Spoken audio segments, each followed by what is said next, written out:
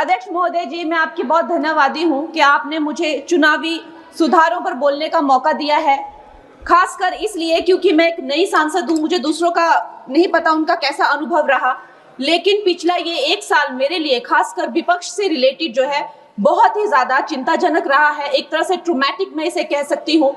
हर दिन इन्होंने यहाँ पे तमाशा किया है, हमारा दिल दहल जाता था इनको देखकर। एसआईआर ये वेल में उतर जाते थे। यहाँ पर इन लोगों ने डराना, धमकाना, धक्का मुक्की, ऐसा कोई इन्होंने किसी तरह की कोई बदतमीजी नहीं है जो एक भी दिन इन्होंने संसद भवन चलने नहीं दिया। हम जनता के प्रतिनिधि है, हम यहाँ पर उनकी आवाज लेकर आते हैं, हम कुछ सीखने आते हैं, हम नए सांसद हैं।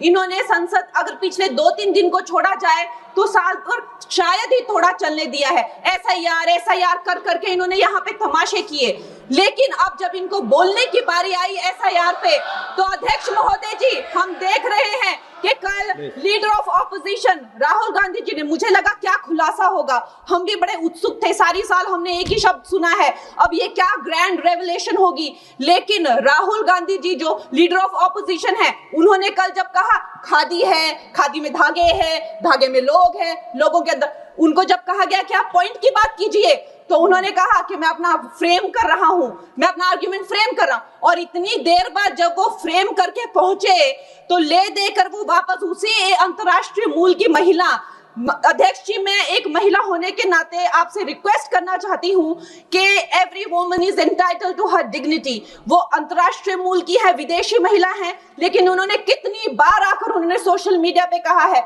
कि मैं कभी भारत नहीं गई हूं, मेरा हरियाणा चुनाव से कुछ लेना देना नहीं है। लेकिन फिर भी ये लोगों ने बिना किसी ठोस सबूत के उनका यहाँ पे फोटो बना के उन्होंने उनको उछाला, यहाँ पे उनकी तस्वीर उछाली यहाँ पर एवरी, और यहाँ पर फ्लैग कार्ड यूज करना भी अलाउ नहीं है। इन्होंने फिर भी नियमों का उल्लंघन किया।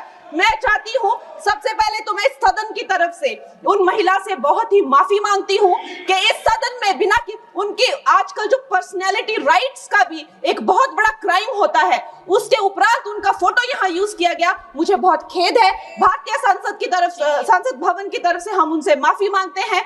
और ये देखिए महिलाओं का हमेशा ये अपमान करते हैं, लेकिन हमारे प्रधानमंत्री चाहे बेटी बचाओ बेटी पढ़ाओ हो, महिलाओं को शौचालय देने से लेकर, महिलाओं को गैस देने से लेकर, महिलाओं को जो है वो छात्रवृत्ति न जाने कितनी ऐसी योजनाएं हैं। कांग्रेस वालों शायद तुम लोग ये समझ नहीं पा रहे हो, ईवीएम्स हैक नहीं करते हैं प्रधानमंत्री लोगों के दिलों को हैक करते हैं। और ये लोग दुहाई देते हैं कि वो जो पुराने जमाने के दकियानूसी, वो जो चिट कागज पे लिखकर जो मतदान होता था वो सबसे अच्छा था। ये लोग भूल गए वो दिन, आप लोग भूल गए वो दिन। इंदिरा गांधी वर्सेस राज नारायण का केस, उसको जो है इतिहास में The case that shook the nation के नाम से जाना जाता है। उस पर मैंने एक फिल्म भी बनाई हुई है। वोट चोरी और वोटों की धांधली के लिए एक प्रधानमंत्री पे एक साधारण से नेता ने केस किया था और उस धांधली में वो पकड़ी गई थी। हर उनका जो आरोप है उसमें सच सिद्ध किया गया था और रातों रात उनको कुर्सी छोड़ने के लिए कहा गया था और रातों रात जो है उनको ये आदेश दिया गया था कि आगे इतने सालों तक आप कभी जो है वो चुनाव लड़ नहीं सकते। ये धांधलियां इन्होंने करी हुई हैं और ये जो है उस टाइम के बैलेट बॉक्सों को उठाकर ले जाते थे ये लोग, और आज कहते हैं कि इनको ईवीएम्स जो है वो हैक हो जाते हैं। अध्यक्ष महोदय जी, मैं इनको याद दिलाना चाहती हूँ, प्रियंका गांधी जी कहती हैं कि छोड़ो पुरानी बातें, हम पुरानी बातें नहीं करेंगे, हम पुराने लोगों के बारे में नहीं बोलेंगे। तो मैं ये जानना चाहती हूँ कि आपकी जो माता जी हैं वो तो आपकी अध्यक्ष है और इस वक्त की वो अध्यक्ष है, उनकी जो है आप देखिए जब उनकी नागरिकता नहीं थी, जब उनके पास 1983 में नागरिकता आई, उसके कितने साल पहले से वो वोट देती आ रही हैं।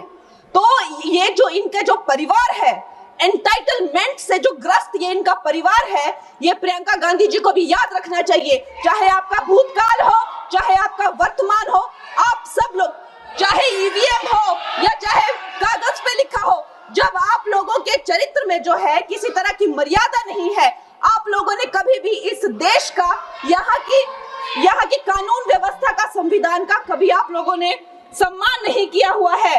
और अध्यक्ष महोदय जी, बिहार में जैसे ही एसआईआर आया, एसआईआर लागू हुआ, हमारी सरकार ने जो है कम से कम 60 लाख से ज्यादा अवैध। अब ये वोटर, ये जो सारे अमाननीय वोट कार्ड है, ये सिर्फ घुसपैठियों के नहीं है।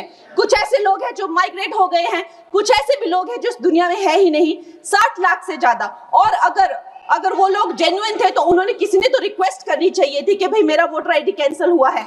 उसके उपरांत जो है 21 नए वोटर आईडी जो है उन्होंने दिए हैं। और इस तरह का एक माहौल बना बिहार में कि आज तक की सबसे ज्यादा वोटिंग जो है 67% वोटिंग हुई।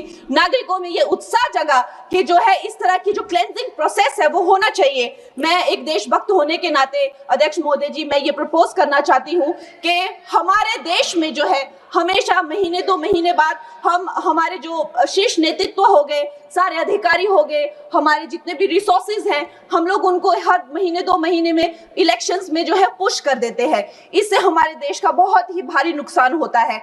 और मैं ये चाहूंगी कि 1 नेशन 1 इलेक्शन, जो नरेंद्र मोदी प्रधानमंत्री जी जो कहते हैं कि एक वोटिंग जो है डेमोक्रेसी के उत्सव के रूप में, जैसे कि दिवाली होती है, होली होती है, उस रूप में मनाया जाए। क्योंकि ये सिर्फ सरकार का ही नुकसान नहीं है, 10,000 करोड़ से ज्यादा का जो नुकसान होता है सिर्फ वही नहीं है, लेकिन मुझे लगता है कि धीरे धीरे हमारे जो नागरिक भी है उनमें जो वोटिंग फटीक है, बार बार उन्हें जागरूक करना, बार बार कई जगहों से जहां वो काम करते हैं वहां से उनको ट्रैवल करके अपने नेटिव प्लेसेस पे आना और बार बार मार्केटिंग करके, it is exhausting for the whole ecosystem. तो मैं ये प्रपोज करना चाहती हूँ कि 1 नेशन 1 इलेक्शन को लाया जाए। और ये जो भी हमें जिस तरह की जो असुविधा होती है हर महीने 2 महीने में इलेक्शंस की, उससे जो है हम बच सकते हैं। जय हिंद।